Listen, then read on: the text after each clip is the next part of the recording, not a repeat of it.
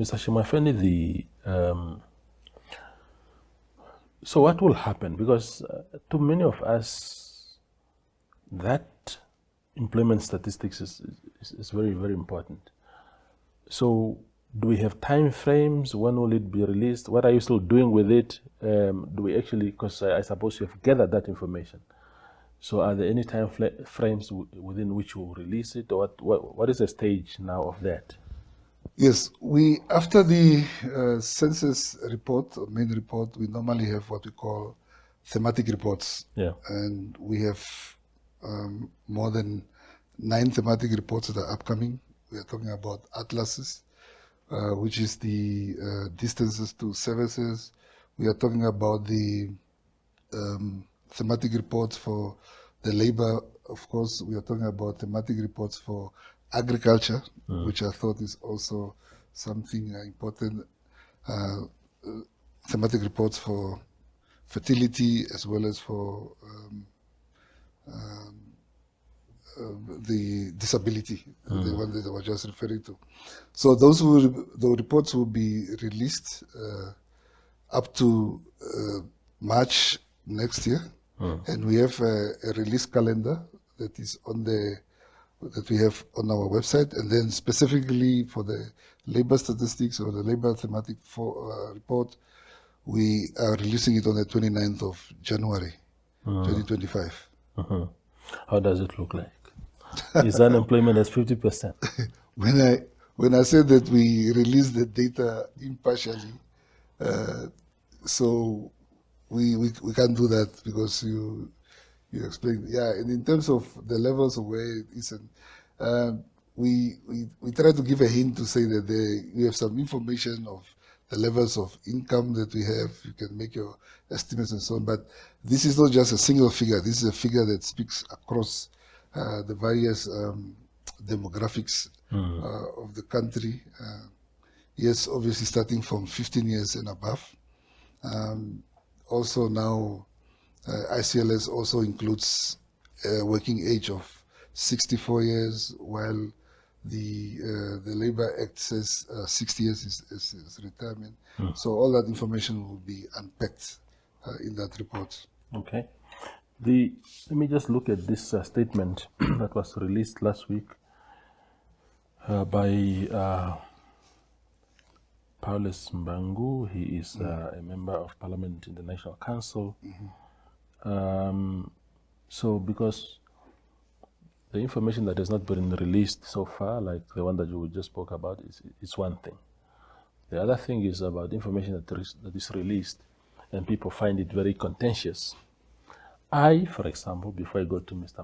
Mbangu's statement, I find it extremely unlikely, unless the statistics that I read, I'm misinterpreting them, but I find it extremely unlikely that 23% of the Namibian population is Xikanyama speaking people. Because the entire Ovambu group all along has been at 49%. And to say that more than half of the Ovambu population, more than that, is one ethnic group, I find it very unlikely.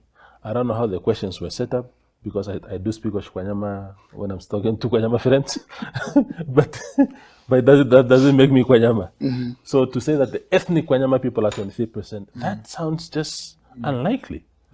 If you can engage me on something like that. First of all, maybe just to technically correct you there, if you're talking about 49 and 23, it's still less than 50% of the 49. But to get to the question, how the questions were posed is people needed to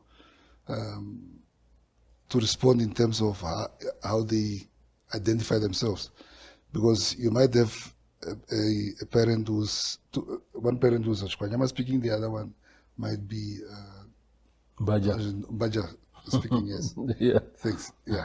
From your side. Then. But then what you respond is what normally will be recorded. Yeah. And in terms of the numbers, to say how big they are, So that is something else that we need now to look into and maybe analyze. How did the people, which are the people or where exactly they are who responded to that?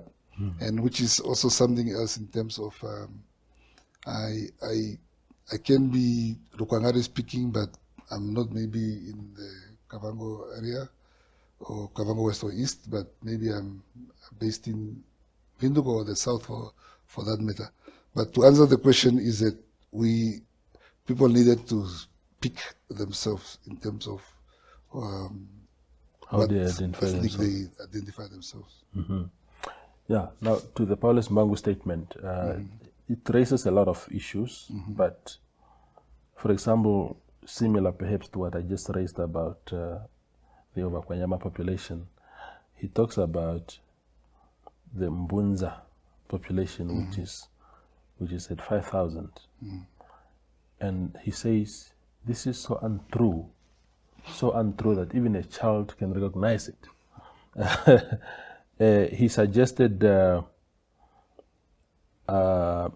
it's quite a technical statement that he made here, but I think he implies that if this was a true figure, it implies even that maybe this population is decreasing because it ought to be much more.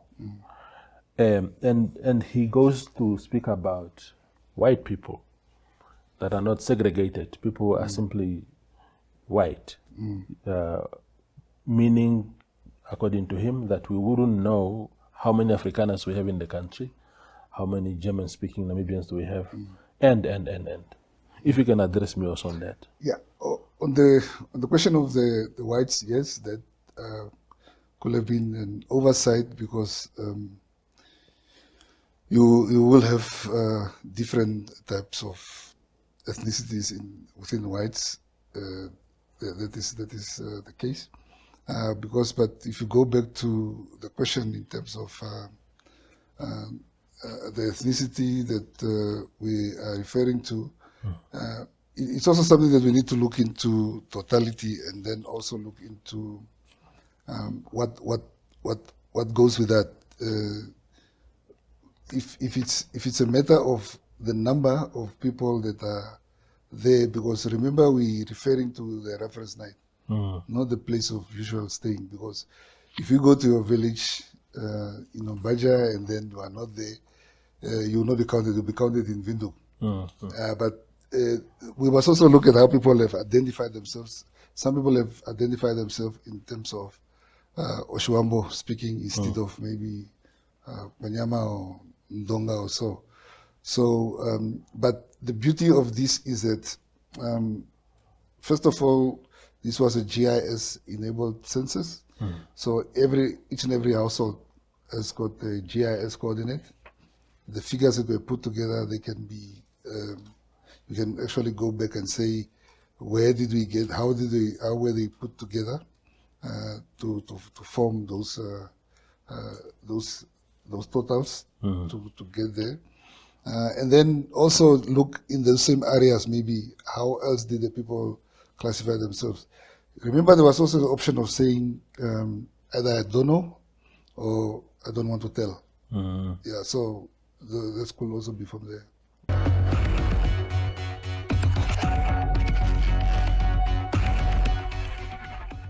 You see, the debate with that, Mr. Samati, is that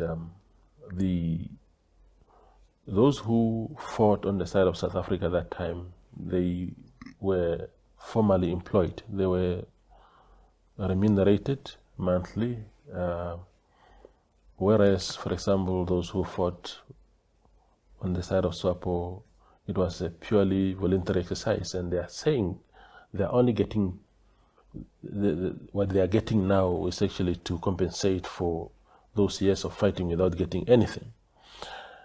And therefore, the guys that you're advocating for have not been deprived entirely. They were paid, and after independence, they may not be integrated. In fact, many of them joined the armed forces of the country. Some were in the police, some were in the defense force. They are treated as normal citizens like you and me, Why must we go a step further again and do something different? Okay, let me start with the issue of those who fought on the side of Plan or SWAPO. You see, the moment we think that those who were fighting for the liberation of Namibia should be paid, we will be wrong, because that was a voluntary issue. It's a call. You don't have to be paid to fight for a country, for the independence of a country. You shouldn't do it so that after independence, then you will have a certain entitlement to the country. That's why there is a lot of intolerance from the part of SWAPO to other political organization. So, and the issue of SWAPO, you know that SWAPO was, if it's not now, it was a communist movement. And these guys who were fighting on SWATF, they were actually defending the country, defending the nation from communism. Even those who were charged under the legislation, the law that is anti-communism, anti-terrorism. So it was not like SWATF was fighting against, they were actually fighting for democracy. The fight, the war, led to negotiation, and on the table, at least the SWAPO gave up communism and accepted democracy. So democracy that we are enjoying here in Namibia, it's because of the sacrifices of the Kufut and the SWATF. That needs to be understood. If SWAPO just marched through from Zambia, from Angola, to come to Windhoek, like it happened in Cuba, then we'll be living in a totally communist country. So it's not the will of SWAPO that there is democracy in this country. It is because of the sacrifices of the SWATF and the Kufut. We need to understand that one. Now when it comes to the issue of why should they be, it's just a matter of recognition. Then you treat them like any other former or ex-combatant. That's all. Yeah, I think they deserve it. Okay, so look, at a very basic level, you and I ought to agree that the Plan fighters, irrespective of the ideology that they had, they were fighting to oust the South African regime from Namibia so that Namibians can embark on self-determination. To say, leave Namibia, we are capable of managing our own affairs, leave our country. If you're not leaving our country, we are going to war and we are going to fight you. And that is what transpired. So they were fighting for independence. At least you and I on that one, we must agree on at that basic level. Yeah. So if you are fighting for independence as SWAPO, and then you have a guy who is fighting against you, what are they fighting against? Independence? No. Okay, Namibia it's not like it was something that, it's a country that was formed in exile. Then SWAPO came with it. It was there already. The land was there. The issue was political leadership. Up to now, what changed is just the political leadership. Everything remains the same. The land is with those who were in charge that time. The education system is still the same as Bantu education. Classrooms are still overcrowded. Classrooms or learners don't have textbooks. The health system is still the same. So what was considered as privilege for the whites still remains a privilege for them. And the guys that you are defending were actually fighting to maintain that status quo? Not really, not really. What they were maintaining, what they were defending is the democracy, okay? People should be free. They were actually fighting against a political ideology, which is communism. And that's a fact. But Namibia was not democratic, Mr. Samati, prior to 1990. So which democracy were they defending when it didn't exist at all? You see, there can be two different extreme differences. It's either one should take over or the other, or there should be a compromise. Then what happened is a compromise. Well, apartheid is no more there, but at the same time, there's no communism. So it's a win-win kind of situation. Let's assume they didn't fight. We would have absolute communism here. Yes. If the SWATF didn't fight, didn't give that fight against SWAPO, we would have absolute communism. So it's because of what they did that SWAPO had to give up communism and accept what both of them agreed on, which is democracy. So in other words, the South African gave up, then democracy took over. SWAPO gave up on communism.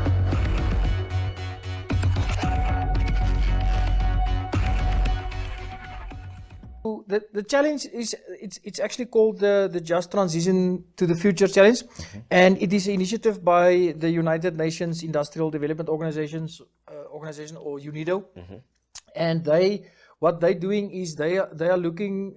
It's a global challenge, so it is in America, South America, Asia, and Namibia is one of 4 African countries participating. So they have this challenge where they're looking for initiatives to reduce greenhouse gases, create a sustainable future, and because it's a global challenge, but they also create local context. So when they came to Namibia to run the challenge, we said yes, okay, we'll be interested, and we're a sponsor of the challenge. So we didn't initiate, but I'll tell a bit about the sponsorship later. And we said, okay, but we have to Namibiaize the challenge. And we said yes, energy is focused on clean and sustainable energy, reducing greenhouse gases. And we said, but yes, that's important, but Namibia also has serious water issues or drought conditions. As we all aware, it's a national state of emergency, and we said we would like to modify the competition to also include solutions for water resilience. So in essence, it's an open innovation competition, so challenge. So what it means is we're posing this challenge, and there's how the challenge will run. There's a platform where people who want to participate can submit their solutions, and I'll talk more about what actually is required. So we want Namibians. It's an open innovation challenge. So what there's a specific question we ask in terms of we're looking for solutions that addresses water resilience and energy efficiency. And then it's called open innovation because it's open to anybody. And the reason why this competition is taking on that format is because we believe, or UNIDO believe, and the other partners involved, it's called the Network for Global Innovation, NGIN, and they believe that the solutions for solving for these issues of drought, of water shortages, of energy efficiency, those kind of things, will come from innovators and entrepreneurs. So the idea is to have it in the format of a challenge or a competition. People participate by providing their solutions or their innovative ideas. It can be different formats. It can just be an idea. It can be a prototype. It can something that's already in existence or a business that's already solving for this. And then there's criteria on which we will judge these submissions or inventions or proposals, whatever you want to call it. And then based on that criteria, there will be prizes for the top 3 winners. I'll dwell a bit on the prizes later, but that's in essence what it is about. And then so through a previous challenge we ran, I don't know if some of the viewers will remember, Capricorn Group or Capricorn Foundation ran the food waste challenge a couple of years 2 years ago, where we were looking for solutions to solve for food waste.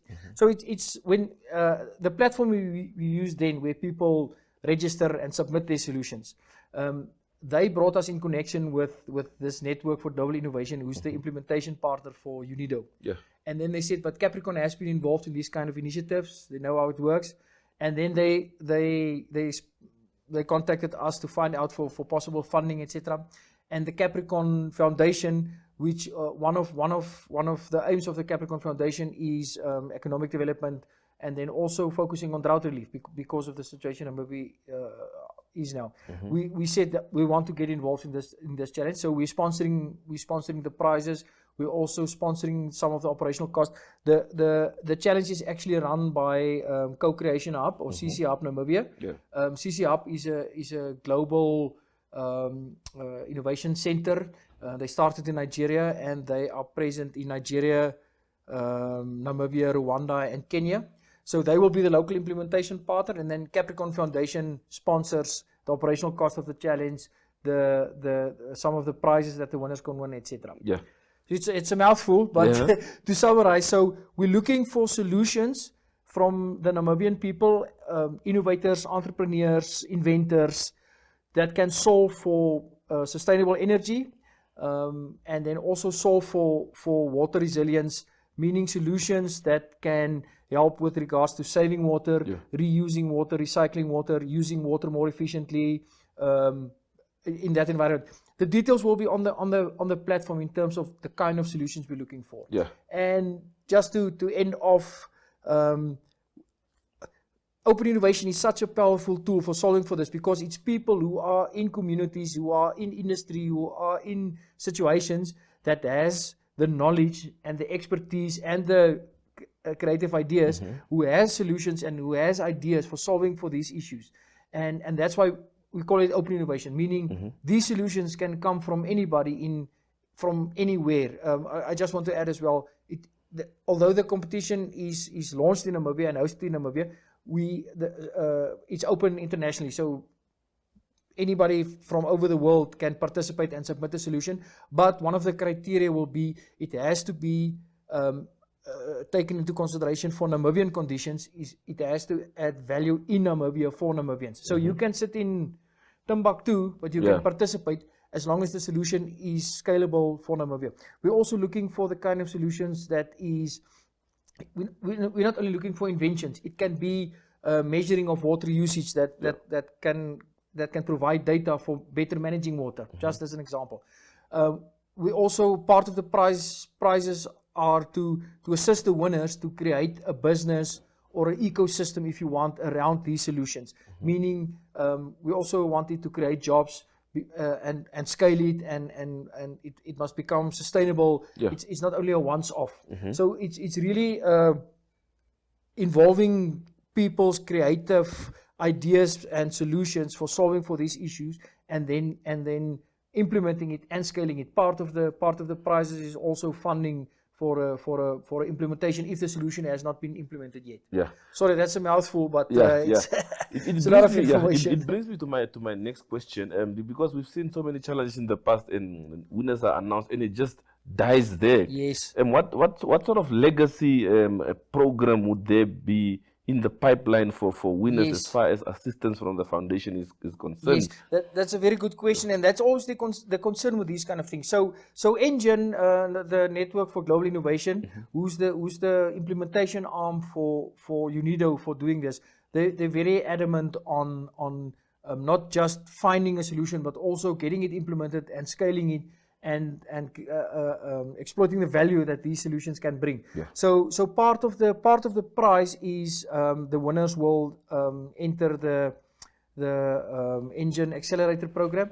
There they help these kind of businesses or entrepreneurs or inventors or whatever you call it to help refine their solutions, to make sure it gets implemented, to make sure that the value is created from it. It also, one of the criteria is it has to benefit the local communities, meaning if the solution can be either manufactured within Namibia, if it creates more jobs, etc. So part of the prize is giving exposure to the winners to this accelerator program, and then also funding for first round implementation or a prototype development, the first steps in terms of creating these solutions. As you know, it's not just starting a business. There's a whole process and a lot of things that has to be considered and thought of before these solutions are successful and generates the value. Yeah, I know you mentioned earlier on that one of the key factors that prompted the foundation to sort of get onto this bandwagon was that it should be a Namibianized solution. What are some of the drivers perhaps that also prompted the bank to say we want to be part of this?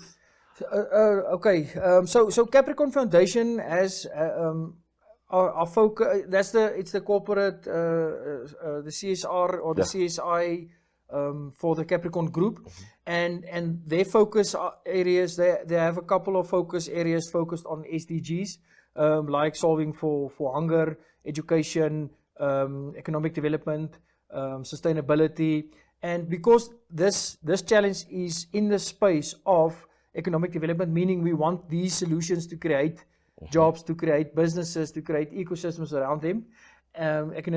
Economic development, and also in terms of drought relief. Water is such a important part of agriculture. Yeah. So if you can work smarter with water and improve agriculture, more people can get food to eat. So we were, and because we ran the food waste challenge, we ran two food waste challenges, and we saw the I almost want to say the power of open innovation, of tapping into people's creative solutions and people's creativity to solve for these things.